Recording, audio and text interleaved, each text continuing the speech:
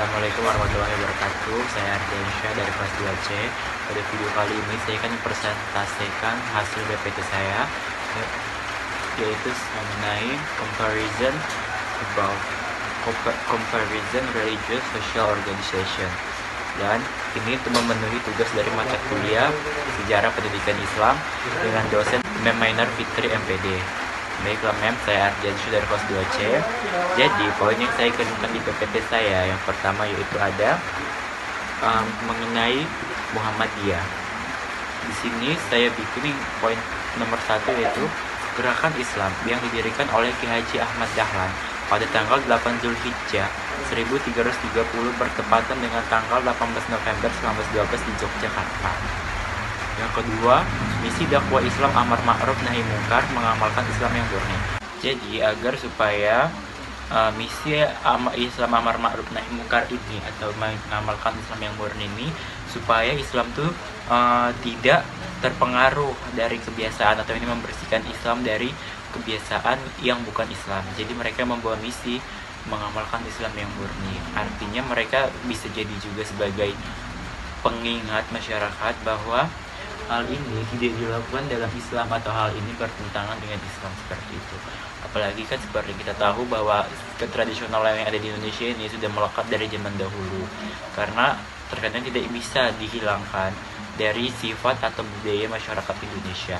Jadi mereka ingin membersihkan Islam itu dari kebiasaan-kebiasaan tersebut yang melenceng jauh dari agama Islam, seperti itu.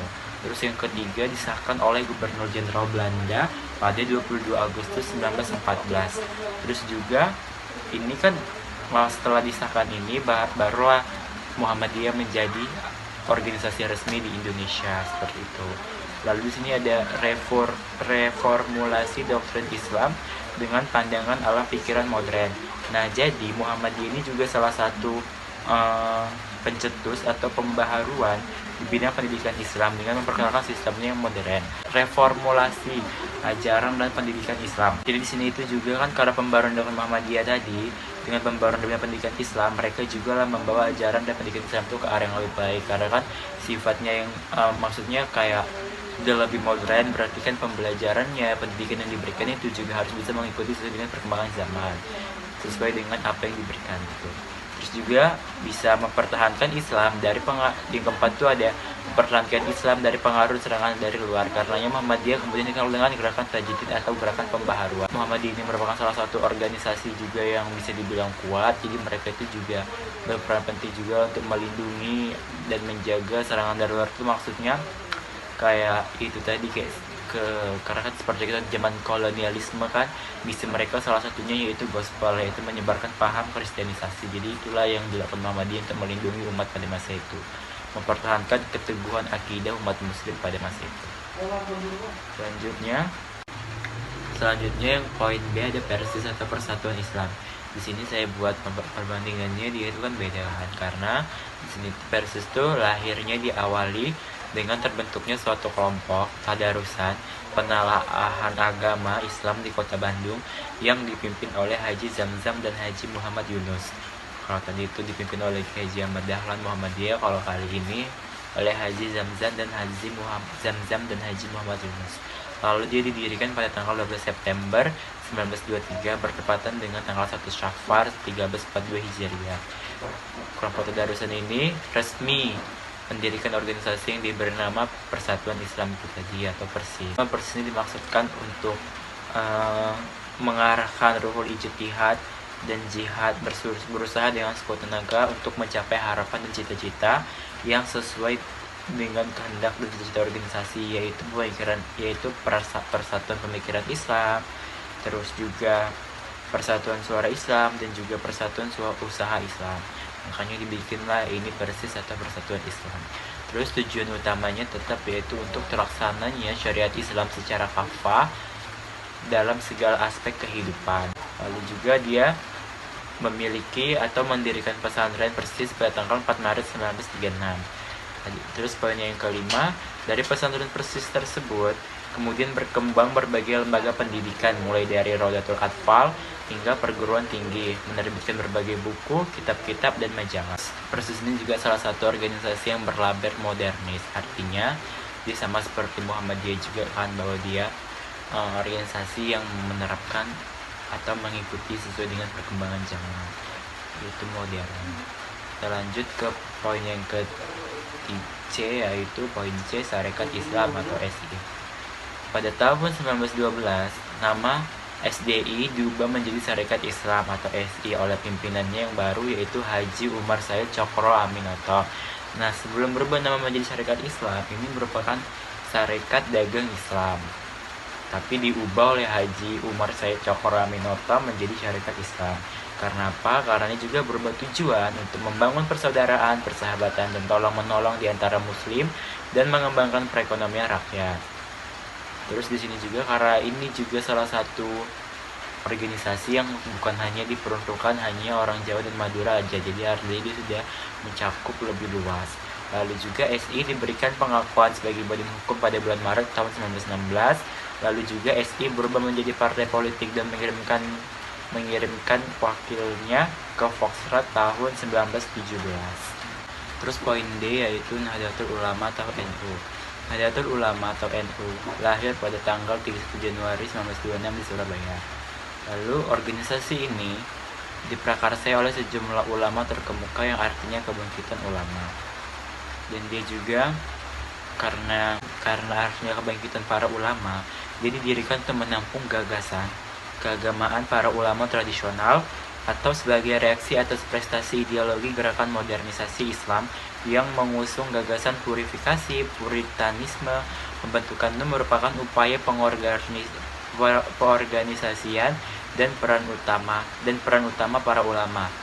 Pesantren yang sudah ada sebelumnya dikembangkan dan diluaskan jangkauannya, dengan kata lain didirikannya itu adalah untuk menjadi wadah bagi usaha mempersatukan dan menyatukan langkah-langkah para ulama dan kiai pesantren.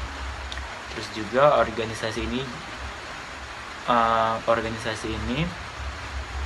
bertumpu pada pemikiran atau bertumpu pada gagasan Ahlus Sunnah wal Jamaah. Contohnya dia menganut mazhab kayak Syafi'i, Maliki, Hambali, seperti itu.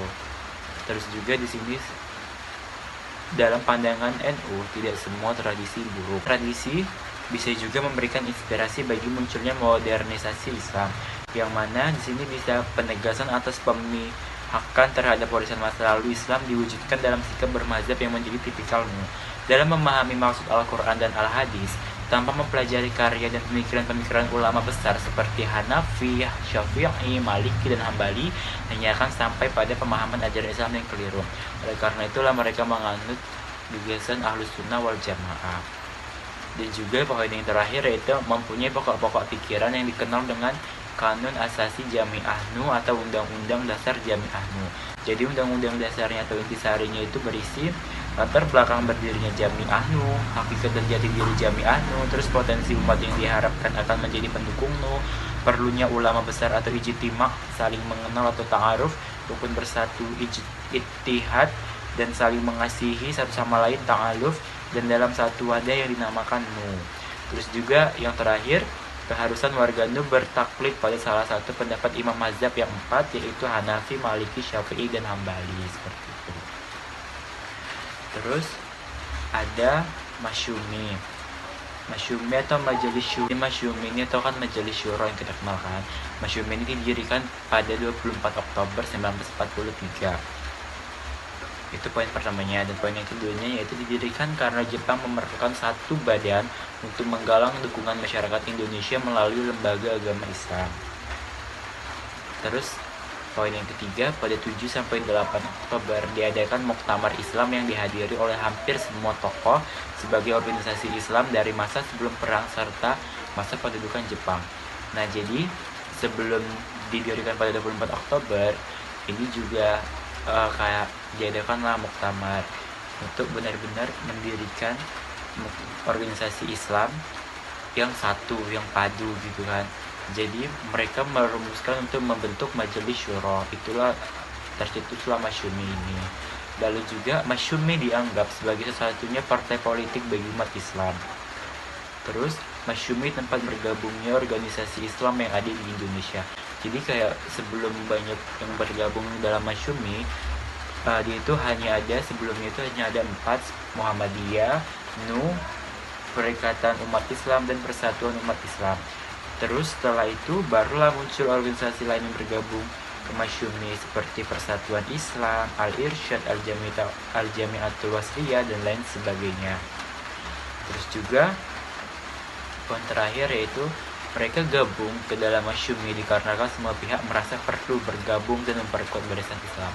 Terus yang selanjutnya ada Perti atau Persatuan Tarbiyah Islamiyah. Jadi Persatuan Tarbiyah Islamiyah atau Perti adalah organisasi massa Islam nasional yang berbasis di Sumatera Barat. Terus dia juga Ahlus Sunnah wal Jamaah. Lalu organisasi ini didirikan pada 20 Mei 1930 di Sumatera Barat. Lalu Perti ikut berjuang di kancah politik dengan bergabung ke dalam GAPI dalam aksi Indonesia berparlemen. Setelah itu, setelah kemerdekaan, mereka berubah menjadi partai politik.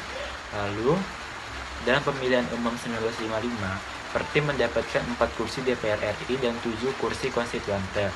Setelah konstituante dan DPR hasil pemilu dibubarkan oleh Presiden Soekarno, Perti mendapat 2 kursi di DPR. Terus setelah itu, pada masa Orde Baru, Perti bergabung dengan Partai Persatuan Pembangunan atau P3. Itulah perbandingannya, bahwa kan setiap organisasi itu berbeda, kayak NU, Masyumi, kayak NU sama Perti ini kan Ahlus Sunnah wal Jamaah. Terus ada juga yang tadi menganut paham supaya Islam jadi satu kafah gitu kan, supaya menjalankan syariat Islam yang kafah. Terus juga ada yang Islam yang murni. Semua itu kan berbeda-beda karena kan tokoh-tokohnya juga berbeda pandangannya dan pemikirannya ke depannya seperti apa. Tapi intinya mereka tetap sama, yaitu untuk kemajuan umat Islam, juga supaya sesuai dengan tuntutan zaman berkembang tapi tidak lari dari akidah Islam yang sesungguhnya, seperti itu. Mungkin hanya ini yang dapat saya sampaikan, lebih dan kurang saya mohon maaf. Saya Ardiansyah dari kelas 2C. Terima kasih. Terima kasih kepada Memainar. Terima kasih juga untuk teman-teman yang sudah nonton video ini. Wassalamualaikum warahmatullahi wabarakatuh.